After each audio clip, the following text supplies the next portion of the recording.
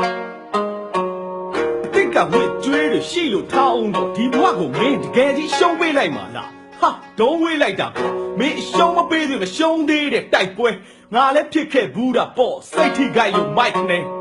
နားမှာဘယ်သူမှမရှိတဲ့ကြားကအားပေးစကားကိုမျှော်လင့်အတော်သိရှိခဲ့တဲ့အတွေ့အကြုံတွေရငါအတွက်ငါပဲအဖို့ဖြစ်စီးစာမှာပင်မမခံရင်နေထွက်ချိန်မှာအမောခံအချစ်ကလေဒီဘဝကမုံတန်းရောကဒံကိုဘောပြက်ခီးတစ်ခုလုံးဦးညီမပါပဲတယောက်တည်းပဲရှောက်သူပင်လေသပုတ်ပြကြီးတဲ့ကရေမျောကန်တင်တောက်ယူရှုံးတော့မပေးနဲ့ဟျောက်ကျိုးသွားတတ်တယ်ထောက်ယူအတက်ရဲ့သဘောကခေါင်းကိုမော့လို့ကြားတယ်ဆိုတာစောက်ဖို့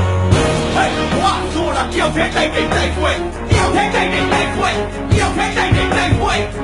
နေကမာရီတဲ့မှာဘာကြောင့်လုံးမျိုးနောက်ပဲမိုက်ခဲ့နောက်ပဲမိုက်ခဲ့